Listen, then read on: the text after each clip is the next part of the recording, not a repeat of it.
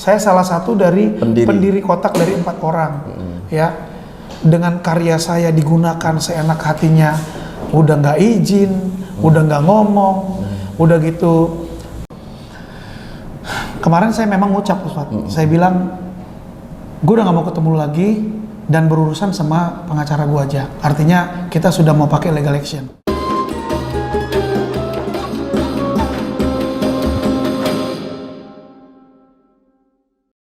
Assalamualaikum warahmatullahi wabarakatuh. Waalaikumsalam. Alhamdulillahirabbil alamin. Allahumma sholli ala Muhammad wa ala ali Muhammad, amma ba'd. Sahabat muslim, sahabat uspat yang dimuliakan Allah Subhanahu wa taala dimanapun berada, semoga antum semua sehat walafiat, panjang umur, banyak rezeki dengan penuh berkah dan halal. Hari ini uspat subhanallah ada tamu spesial yang memang katakanlah sudah melalang buana ya, dengan berbagai macam pengalaman, dan beliau saat ini memang dikenal salah satu yang membentuk suatu band yang kenamaan, ya katakanlah band kotak. Kita sapa aja Bang Posan Tobing. Amin, terima kasih Ustadz. Sehat Ustadz? Sehat selalu buat Bang. Sehat Ustadz, amin. Gimana kabar hari ini Bang? Kabar baik, sehat selalu, dan sudah mulai lega. Lega dalam arti? Dalam arti kemarin kan saya ngomel aja. Ini saya mau bahas ini. Makanya saya minta Bang Posan untuk mungkin bukan klarifikasi sih, artinya nanti kita bahas. Ini penasaran nih Bang Posan. Iya, siap. Langsung aja dah nih, nggak Ya, panjang lebar nih. Yang penting lihat Bang Posan sehat, kekar, fresh benar nih. Amin. Gini Bang, kemarin saya lihat di beberapa video, bahkan ada di stasiun TV lah, ketika saya sampai istri saya chat remote, terus Bang Posan. Tiba Bang Posan bukan marah sih, kalau menurut saya bukan marah. Beliau adalah menegaskan sesuatu yang belum tegas, benar nggak? Iya. Dan saya melihatnya ini ada sesuatu yang memang harus diungkapkan oleh beliau. Ketika ketidakenakan dirasakan, ada sesuatu keganjalan mungkinkah, ada sesuatu yang memang ketidakadilan mungkinkah, atau mungkin juga bisa ada sesuatu yang memang menurut saya nih melihat ekspresi wajahnya Bang Posan itu bukan kekesalan sih, artinya ada sesuatu yang memang haknya beliau untuk menuntut gitu. Bang Posan ini kemarin kan berkuar-kuar nih. Iya Ustaz. Masya Allah, mohon maaf, berkuar-kuar itu artinya mensuarakan iya. Hati nurani. Ini bicara hati nurani. Iya, Ustaz. Ya, itu gimana sih Bang? Ini kok sampai belum ada titik temunya dari tahun berapa tuh ya? 11 tahun yang lalu ya? Iya, Ustaz. Jadi ya sedikit flashback, saya itu resign, artinya keluar sebagai salah satu performer dari Kotak Band. Band yang saya ikut membentuk dari awal. Saya kan membentuk itu kan artinya pendiri itu kan 4 orang. Pendiri 4 orang. Saya, Pare, Ices, dan 1 orang gitaris namanya Sela. Ya, saya juga salah satu yang keluar dari kotak tersebut sebagai performer. Iya, sebagai orang yang memanggungkan di dalam arti band tersebut. Ya, ada bukan cuma saya sih, ada juga Ices dan Pare yang keluar melakukan hal yang sama, keluar dari performer. Nah, sebenarnya saya selama 11 tahun saya diam, saya sudah cukup merasa ya udahlah biarin aja, tunggu mereka sadar aja. Ya udah mereka. Saya tetap diam sampai pada akhirnya saya merasakan gini. Ada video yang dikirim ke saya, Tantri vokalisnya Kotak tuh. Cua pemain bass Kotak dan juga Sela pemain gitar Kotak yang sekarang performernya itu mereka ditanya sama seperti Ustadz ini hostnya gitu, bagaimana kok kalian tidak pernah membuat drummer tetap? Artinya kapan kalian memilih untuk pemain drum yang artinya sebagai member? Nah mereka dengan gaya bercanda, enggak, ketawa-tawa, artinya enakan begini, duitnya bagi 3 katanya. Jadi gitu. Waktu itu saya melihat video yang dikirim oleh fans saya, artinya yang memang mereka tahu saya. Saya melihat situasi itu di video, saya lihat ini bercanda kali, bercandanya ini cuman keterlaluan gitu. Besok dikirim lagi sama orang lagi video yang berbeda. Sama teman katakan teman. Iya, sama ya dia DM di Instagram orang-orang. Dikirim, loh ini ada lagi, dikirim lagi. Loh, kalau gini berarti mereka ini bukan bercanda. Tetapi mempermalukan saya. Tetapi mereka menggunakan gaya-gaya orang bercanda gitu. Jadi saya merasa, waduh harga diri gue kok kayak diinjak-injak seperti ini dengan statement yang seperti itu. Mereka mengatakan statement seperti itu berulang-ulang di video YouTube orang. Memancing itu namanya. Memancing. Di situ saya bilang, aduh Tantri, Cua dan Sela kalian kok seperti itu. Akhirnya timbullah emosi saya memang. Saya akuin saya emosi waktu itu. Dan sebenarnya bukan karakter saya yang tukang marah-marah begitu. Mungkin kita juga bukan kenal baru pertama kali Ustaz. Ustaz lama ya sering main ke studio saya juga. Karena karya, legacy itu tidak bisa dinilai dengan uang. Dan juga tidak bisa dinilai dengan harga diri menurut Ustaz nih. Betul. Karena yang namanya orang itu berkarya, dinikmati oleh masyarakat, itu perlu adanya perjuangan, pengorbanan. Betul. Dan ini ketika itu sesuatu tidak katakanlah disepelekan, bahkan dia menikmati hasil dengan kekayaannya, dengan ciptaan karya Bang Kosan, ataupun dia menikmati hasil yang fasilitas yang selama ini dia belum punya, jadi punya dengan asbab ciptaan lagu Bang Kosan.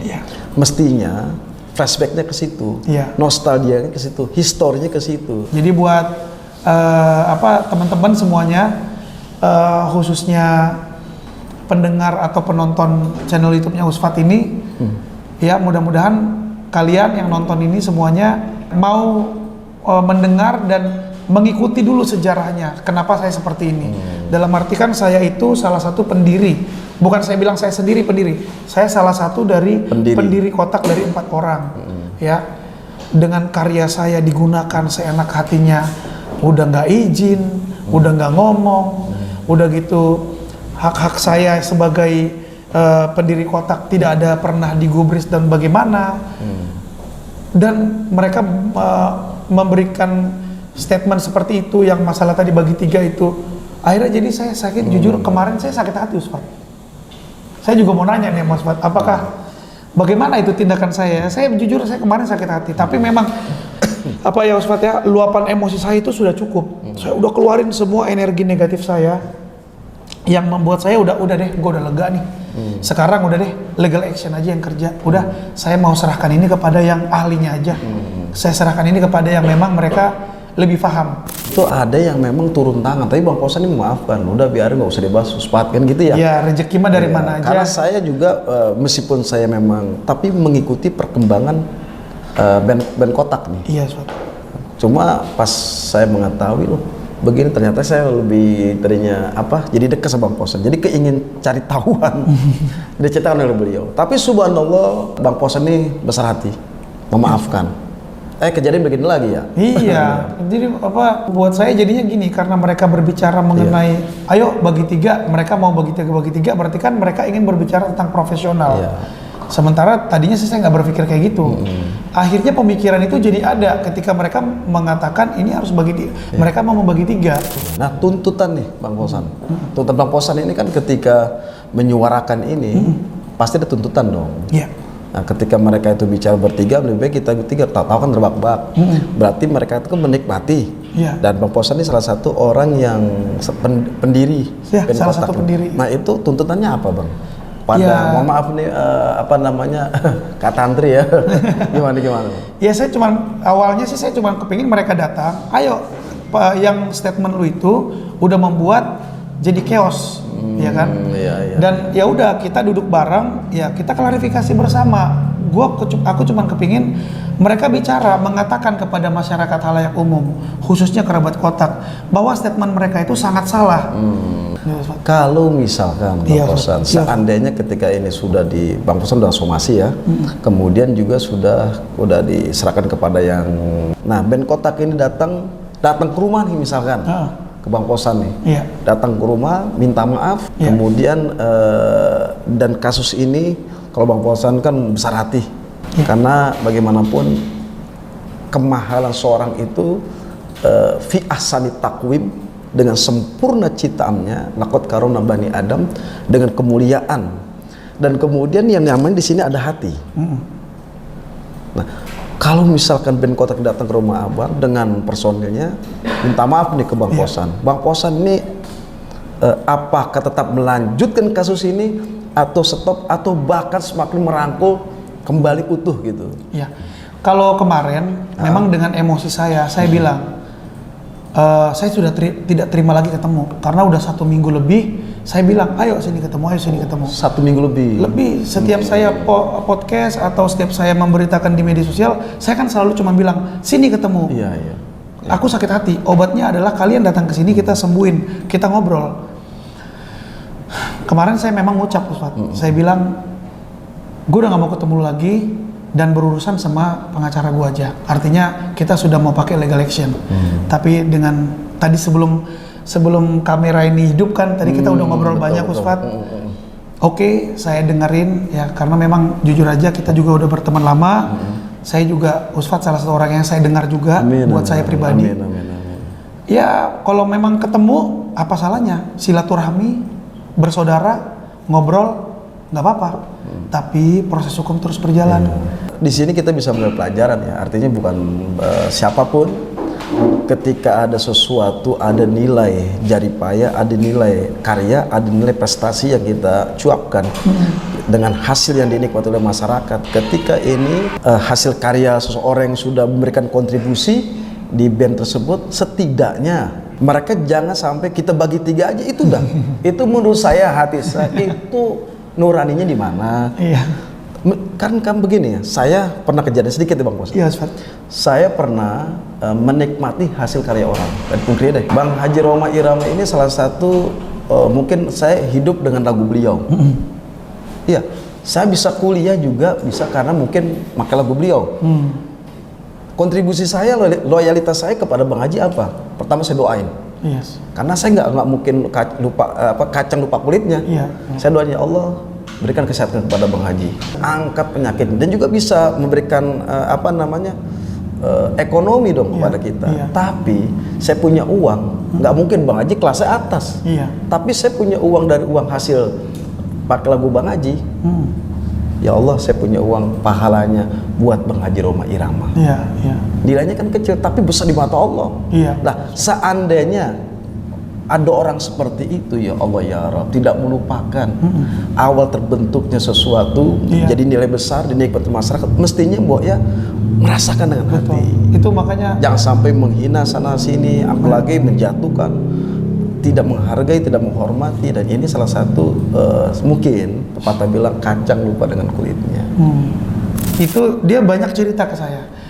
Itu memang Pak Haji itu benar-benar bisa sangat jadi contoh, khususnya untuk para musisi Indonesia.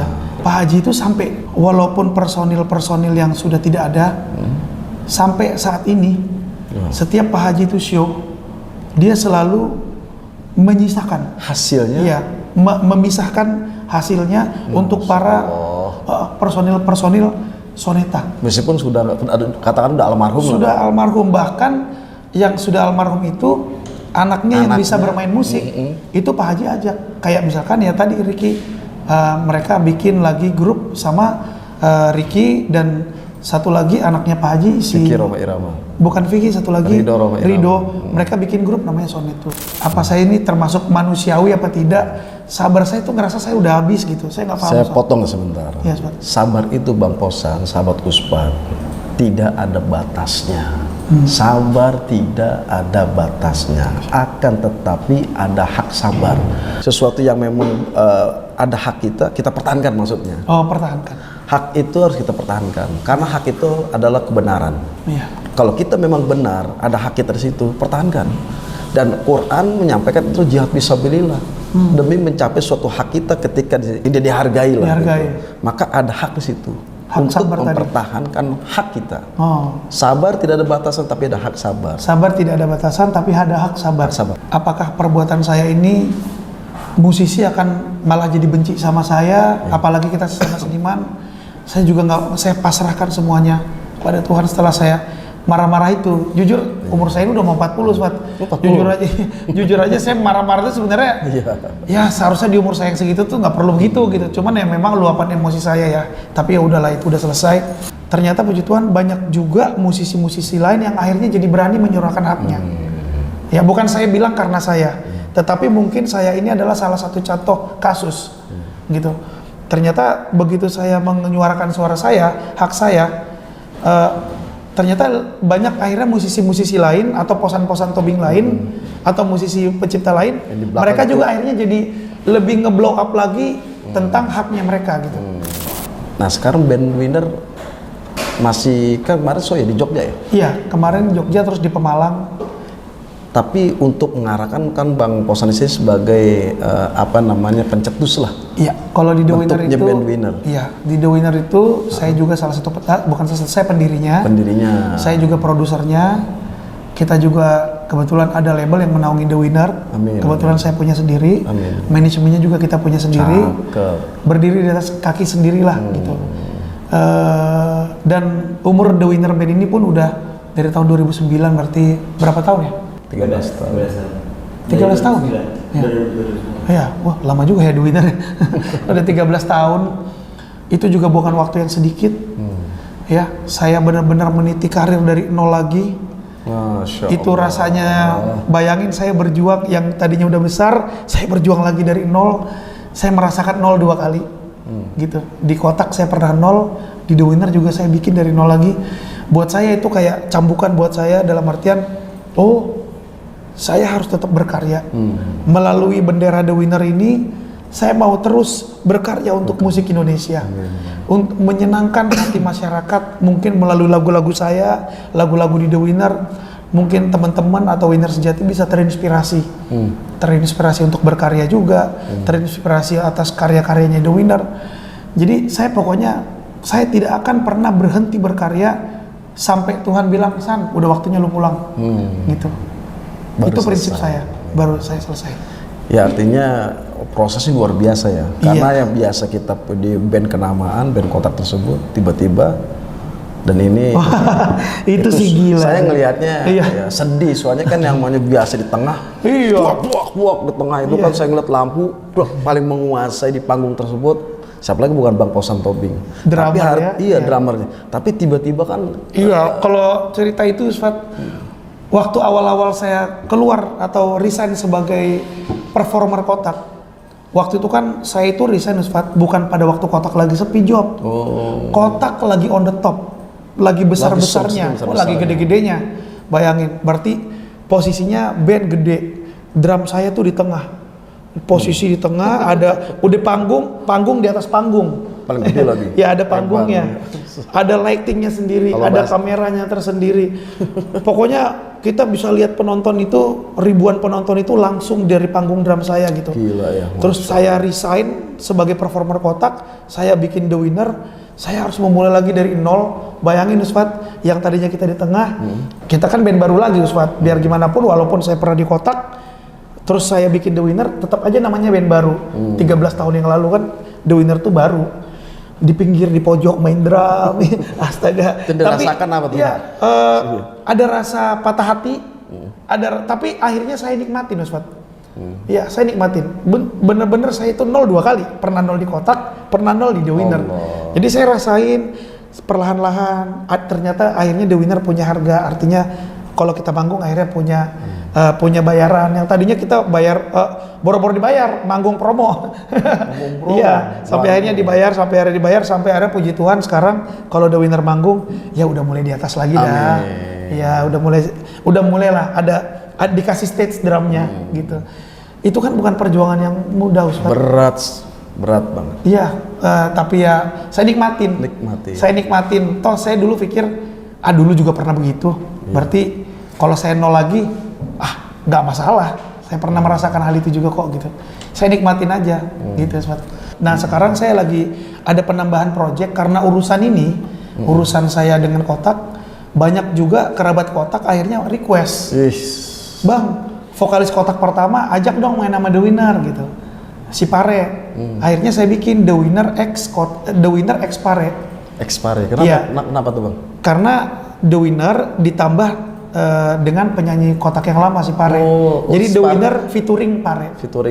Itu ternyata vokalis lama sebelum Tantri. Iya, vokalis lama sebelum Tantri. Menghargai betul nih Bang. Iya, memang orang baik lah. Tidak menghargai vokalis lama maksudnya. Iya. Tapi ini biasa kan tinggal begitu aja. Ini Iya. luar biasa. Inilah kemurahan hatinya, kemuliaan hatinya Bang Posan. Amin. Makanya kita ini sebelum melakukan sesuatu itu kita harus merasakan, diceritakan tadi Bang Posan susah payah untuk membina supaya band ini bisa melejit seperti band yang terdahulu. Tapi Posan luar biasa. Tapi beliau tetap saja ketika datang si Parya, Iya Pak. diterima bro. Di The Winner ini kan 2 founder kotak, ada saya dan Ices, pemain bass. Icas ini pemain Bass yang tadi sempat yang tadi ketemu Smart, ya. salaman ya. Nah, ketika ada Pare, ya minimal mengobati rindu saya sama mereka. Akhirnya kita bisa berkarya bersama. Gitu. Terakhir Bang Posan, saya cuma menyampaikan, ayo bagi semua, khususnya saya Uspat pribadi, ketika kita menikmati hasil karya yang memang ada loyalitas di situ, maka hendaknya kita semua ini harus mengukur diri. Ya. Pertama, mensyukuri siapa orang di belakang yang telah membesarkan kita. Dari saya sih pribadi, terima kasih banyak Uspat udah undang saya ke podcastnya. Buat teman-teman musisi semuanya, seluruh musisi Indonesia, dimanapun kalian berada, ayo sama-sama perjuangkan hak kita masing-masing, hak sebagai seniman, hak lagu kalian, hak daripada legacy yang pernah kalian buat. Itu kita sama-sama berjuang biar industri musik kita juga semakin bagus dan sehat. Masya. Dan satu lagi Ustaz, kalau saya boleh ngomong, Boleh. buat teman-teman musisi semuanya, bermusik tanpa narkoba akan lebih mantap lagi. Cakep. Kira-kira itu Ustaz. Ini cakep-cakep kata pujangga.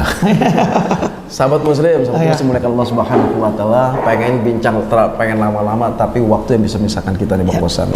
Yang diinfokan oleh Bang Posan, statement Bang Posan atau wawancara kita ini bermanfaat. Khairun nas anfa'uhum linnas, sebaik-baik manusia yang sangat bermanfaat buat manusia lain. Amin. Mudah-mudahan Bang Posan sehat selalu, berkah panjang umur, Sama-sama, sukses Ustaz. dengan bandnya, Sama-sama. jaya terus, syiar dengan Amin. karya-karya Bang Syiar Posan. dengan karya-karya. Uspat juga sehat selalu. Amin. Selalu berkarya dengan Amin. syiar-syiarnya dan semakin sukses. Amin. Yang paling utama sehat selalu. Amin. Ya Uspat ya. Makasih. Makasih. Udah gitu aja deh Bang Posan Ya. ya. Mudah-mudahan bermanfaat. Mohon lahir batin. Saya Uspat. Saya Posan Tobing. Mohon maaf lahir batin. Assalamualaikum warahmatullahi wabarakatuh. Waalaikumsalam warahmatullahi wabarakatuh.